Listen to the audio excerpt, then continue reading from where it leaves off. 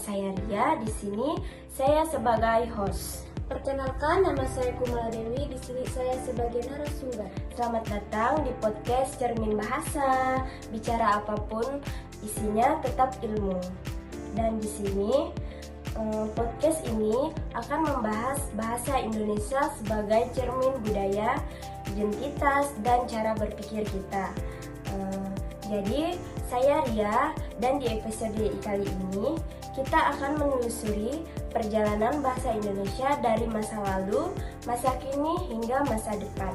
Kita akan ngobrol soal apa ketakutan utama bahasa Indonesia, dan bagaimana perkembangannya sejak kemerdekaan, dan bagaimana nasibnya di tengah usus digital saat ini. Jadi, sebelum kita masuk ke era digital, menurut kakak, apa ketakutan utama bahasa Indonesia yang membedakan dari bahasa lain?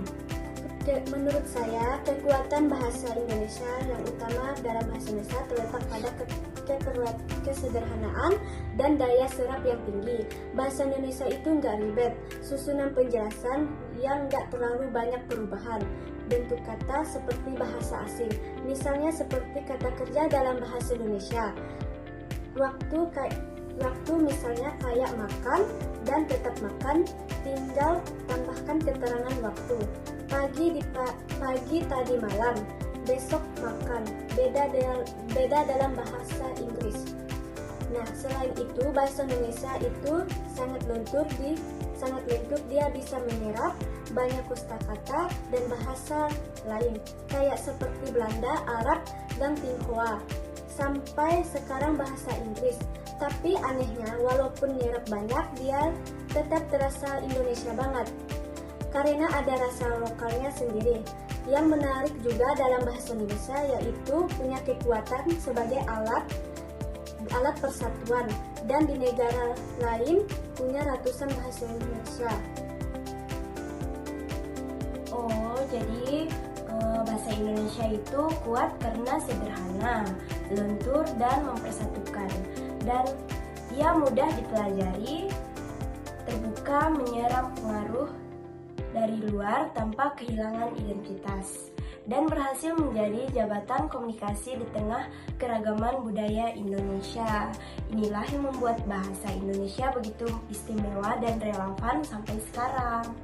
Jadi, topik bahasan yang diambil tadi yaitu bahasa Indonesia sebagai bahasa persatuan dalam Sumpah Pemuda. Yang kedua, perbedaannya dengan bahasa daerah. Dan yang ketiga, peran dalam pendidikan dan pemerintah setelah kemerdekaan.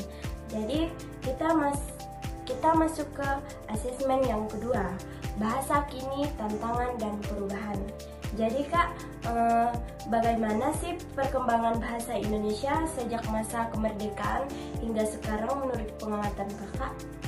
Jadi menurut saya, perkembangan bahasa Indonesia sejak masa kemerdekaan hingga sekarang bisa dibilang sangat dinamis dulu setelah kemerdekaan. Dan bahasa Indonesia itu bersifat dinamis dan formal dalam banyak digunakan untuk serta media cetak. Bahasa Indonesia itu dipakai untuk menyatukan keberagaman suku dan bahasa. Jadi daerah di seluruh Indonesia itulah salah satu kekuatan utama dalam sebagai alat pemersatukan. Oh, jadi begitu.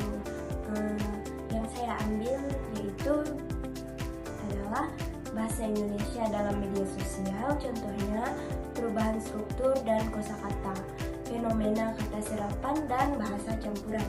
Jadi kita masuk ke asesmen yang ketiga, yaitu bahasa nanti, harapan dan masa depan. Saya mau nanya lagi nih Kak.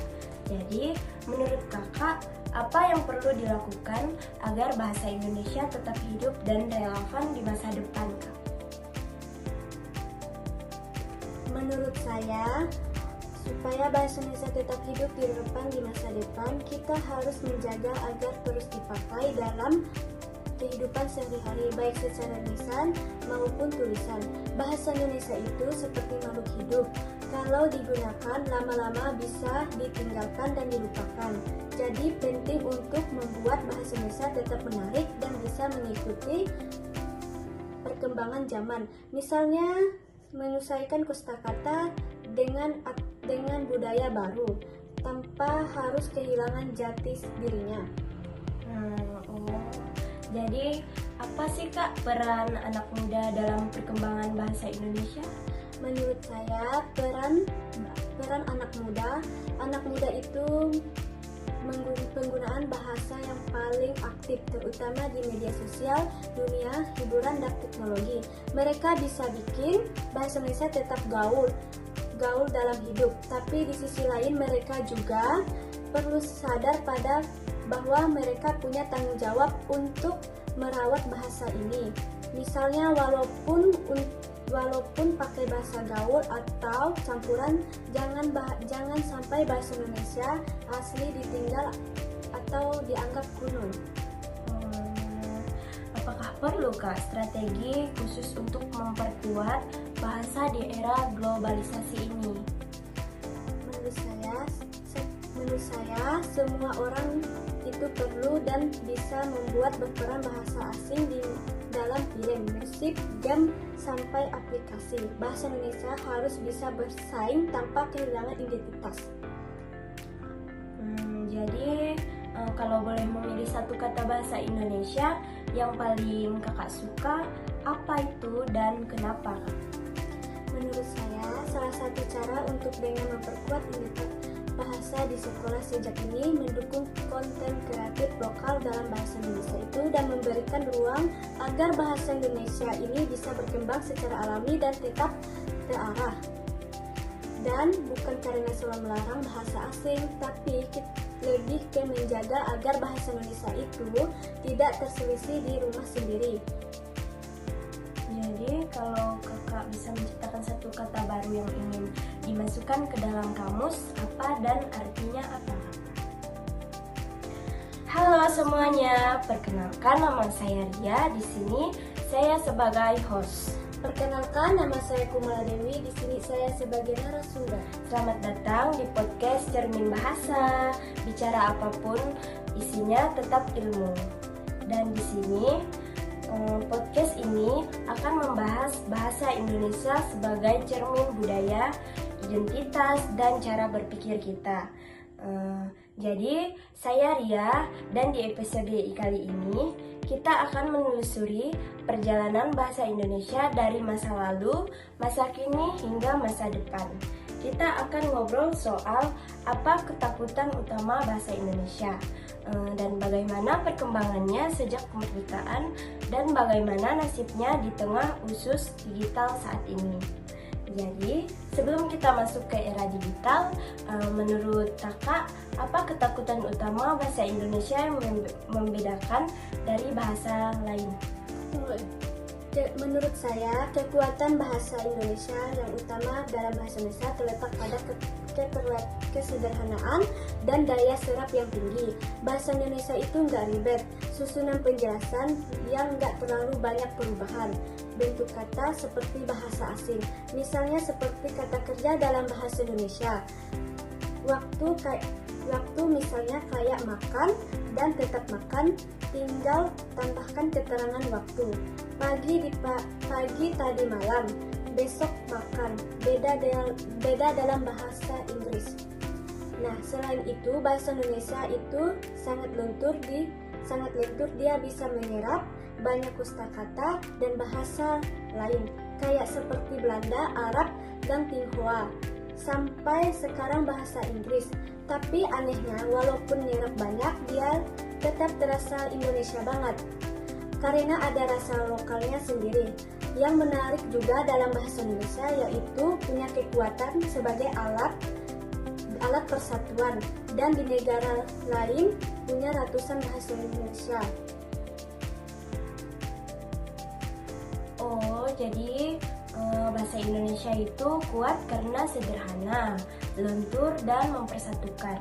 Dan ia mudah dipelajari, terbuka menyerap pengaruh dari luar tanpa kehilangan identitas, dan berhasil menjadi jabatan komunikasi di tengah keragaman budaya Indonesia. Inilah yang membuat bahasa Indonesia begitu istimewa dan relevan sampai sekarang. Jadi, topik bahasan yang diambil tadi yaitu bahasa Indonesia sebagai bahasa persatuan dalam Sumpah Pemuda. Yang kedua, perbedaannya dengan bahasa daerah. Dan yang ketiga, peran dalam pendidikan dan pemerintah setelah kemerdekaan. Jadi, kita masuk ke asesmen yang kedua, bahasa kini, tantangan dan perubahan. Jadi Kak, bagaimana sih perkembangan bahasa Indonesia sejak masa kemerdekaan hingga sekarang menurut pengamatan Kakak? Menurut saya, perkembangan bahasa Indonesia sejak masa kemerdekaan, kini dan sekarang bisa dibilang sangat dinamis. Dulu seperti kemerdekaan, bahasa Indonesia lebih bersifat formal yang banyak digunakan dalam bahasa kenegaraan, pendidikan, serta media cetak. Bahasa ini dipakai untuk menyatukan kebahasaan. Jadi menurut saya, perkembangan bahasa Indonesia sejak masa kemerdekaan hingga sekarang bisa dibilang sangat dinamis dulu setelah kemerdekaan. Dan bahasa Indonesia itu bersifat dinamis dan formal dalam banyak digunakan untuk serta media cetak. Bahasa Indonesia itu dipakai untuk menyatukan keberagaman suku dan bahasa. Jadi daerah di seluruh Indonesia itulah salah satu kekuatan utama dalam sebagai alat pemersatuan. Oh, jadi begitu. Yang saya ambil yaitu adalah bahasa Indonesia dalam media sosial, contohnya perubahan struktur dan kosakata, fenomena kata serapan dan bahasa campuran. Jadi kita masuk ke asesmen yang ketiga, yaitu bahasa nanti, harapan dan masa depan. Saya mau nanya lagi nih Kak. Jadi menurut Kakak, apa yang perlu dilakukan agar bahasa Indonesia tetap hidup dan relevan di masa depan Kak? Kalau boleh memilih satu kata bahasa Indonesia yang paling Kakak suka, apa itu dan kenapa Kak?